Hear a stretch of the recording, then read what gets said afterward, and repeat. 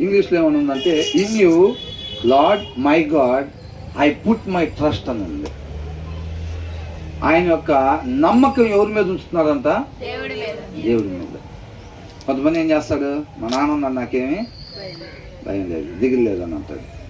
అవునా? కొంతమంది మా బాబాయ్ రాజకీయాల్లో ఉంటాడు, నాకేం ప్రాబ్లం లేదు, ఏది వచ్చినా కానీ ఆయన చూసుకుంటాడు. కొంతమంది ఏంటి,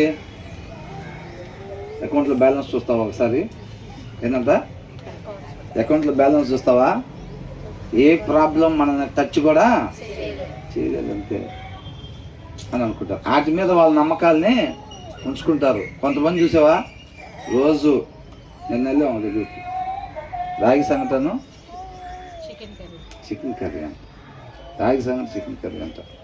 అలా పెంచో బాడీని, బలం, ఈ బలాన్ని దాటుకొని ఏది కూడా నన్ను టచ్ చేయలేదు అని చెప్పి కొంతమంది వాళ్ళ బలం మీద వాళ్ళ నమ్మకాన్ని పెడతారు. కొంతమంది డబ్బు మీద నమ్మకాన్ని పెడతారు, పలుకుబడి మీద వాళ్ళ నమ్మకాన్ని పెట్టుకుంటారు, కుటుంబాల మీద, అవునా, చుట్టాల మీద వాళ్ళ నమ్మకాన్ని పెట్టుకుంటారు కొంతమంది.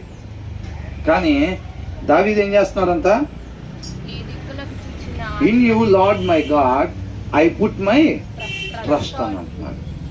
నా నమ్మకం నీలోనే నేను ఉంచుతున్నాను అని అంటున్నాడు అన్నమాట. అర్థమవుతుందా? దేవుడి మీద మాత్రమే తన నమ్మకాన్ని, తన ఆశని దావీదు ఉంచుతా ఉన్నాడు. మన నమ్మకాలు ఎక్కడున్నాయి? వాళ్ళెవరో కొంతమంది డబ్బు మీద ఉంచుతారంట, కొంతమంది బంధుత్వాల మీద ఉంచుతారంట, కొంతమంది బలం మీద ఉంచుతారు, పలుకుబడుల మీద ఉంచుతారు, ఇంకొకళ్ళు ఏమో దేవుడి మీద మాత్రమే నమ్మకాన్ని ఉంచుతున్నారు. ఈ వచనం మనకి ఎందుకు రాశారు?